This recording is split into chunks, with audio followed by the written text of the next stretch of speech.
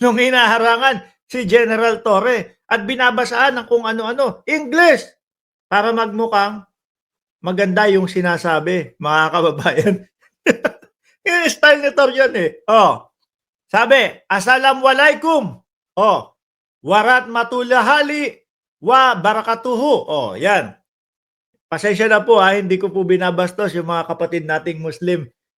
Hindi lang po talaga ako sanay basahin yung ganyan. Oh, on behalf of Pastor Apollo Sikibuloy, no?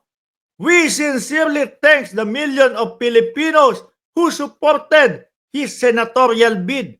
Ilan po ba ang nakuha na boto ni Buloyski? Miyembro po ng Dos Oblos. Sino naman? Sasabihin, Mark, eto na naman tayo. May bago ka na namang salita eh. No? Dos Oblos ho, mga kababayan, miyembro si Kibuloy ng Dos Oblos. Yung isa, si Digong. Oh, nasa Oblo. Oblo number 1, Digong. Oblo number 2, Kibuloy. Oh, Dos Oblos ho. So, ang nakuha po na boto ni Kibuloy, 5 milyon mga kababayan. Mukhang ayaw nilang pumayag. Mukhang hindi naniniwala ang kampo ni Kibuloy. No? Mukhang hindi naniniwala ang kampo ni Kibuloy na 5 milyon lang ang nakuha nilang boto. Basahin natin. Your trust and belief in his message of truth. Alin doon? Yung meron siyang doorknob na diamante? Kanya ang universe? May 5 milyon naniwala doon? Oh, your trust and belief in his message of truth, justice, and accountability have been truly moving. Indeed, no injustice can stop a people awakened and united in faith and conviction. Pero ang ating laban ay hindi natatapos sa eleksyon. With numerous report of overvoting anomalies, inconsistencies in ballot readings, and other electoral irregularities, Pastor Kibuloy's calls for manual recount. O kayo na lang magbilang, ibibigay sa inyo yung balota. Hanapin mo yung mga pangalan ni Kibuloy, i-manual ninyo yun.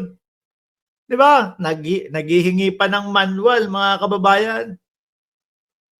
Hindi daw sila naniniwala doon sa automated. Manual ang gusto ha. O, Pastor Kibuloy calls for a manual recount of the senatorial votes. No, this is not rejection of our democratic process. Diyos ko po, kung yan ang pinapalabas nyo, ibig sabihin ninyo nagkadayaan sa botohan?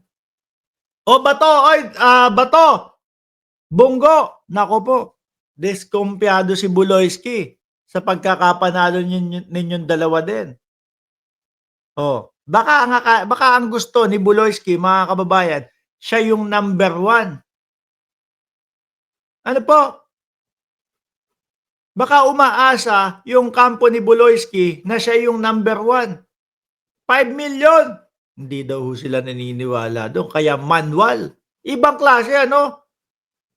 Biruin mo yung number 1 ho, mga bossing. Ilan? 21? 26 million? Yung nakuha ang boto. Tapos, ang humihingi ng recount is yung 5 milyon. Yun nga pong Benhur Abalos na nakakuha ng 9 na milyon, mga kababayan, na boto. Malapit po sa 12.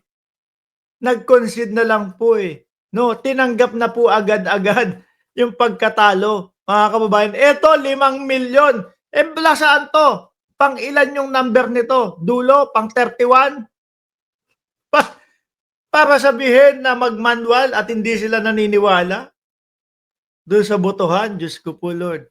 This is not a rejection of our democratic process, but a call to strengthen it. We remain committed to seeking justice and we will pursue all legal avenues to ensure the integrity of every ballot cast. Ibang klase talaga. No? Ang tropahang Buloyski, mga kababayan, eto, yung mga nakakuhang boto ni Kibuloy, mga bossing, no? Sabi dito, Apollo Carion Kibuloy. O yan daw yung mga boto niya, mga kababayan. Quezon City, may 63,402 na bumoto kay Buloyski. O Caloocan, may 33,000. Marikina, may 11,230 na bumoto kay Buloyski, ha? Ibang klase. Ano ba yung ano? Baka mabigyan kayo ng langis ni Kibuloy? O, yan lang mga kababayan.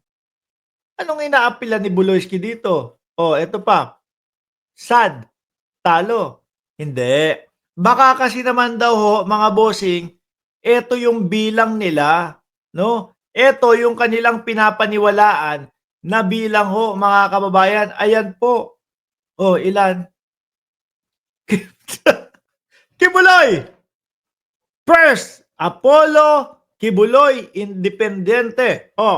Ang boto daw kasi dito, mga kababayan, mga boss chief amo sir, 99,983,106.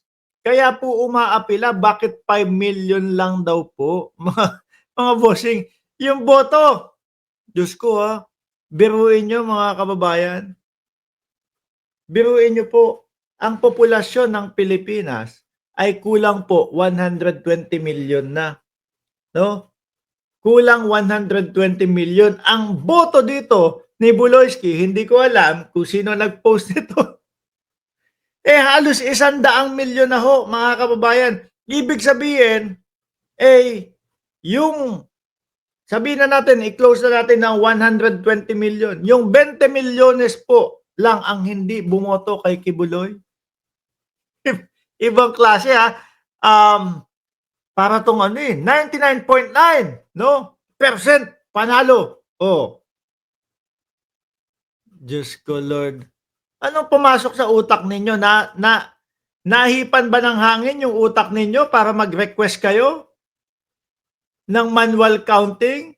Yung mga nasa ilalim po ng 12, isa-isa na pong nag-concede isa-isa na pong tinanggap yung kanilang pagkatalo mga kababayan. Pero si Buloyski nandun sa pang 31. 5 milyon ang boto. Wait lang. Saglit lang. Naalala ko sinasabi nila 8 milyon na. No? Naalala ko sinasabi nila 8 milyon yung KOJC. Ano nangyari? Bakit 5 milyon lang yung boto ni Kibuloy? Ano nangyari doon sa iba? Tingin ko doon sa 5 milyon niya kasama pa yung mga DDS doon na naniniwala na Diyos si Kibuloy. Di po ba? Mga kababayan? Nasaan yung 8 milyon? Baka nga daw po nadaya kasi 99,983,106 ang boto. Diyos ko po. Alisin na nga natin yan. Bahala na kayo dyan. Mga mga kojik.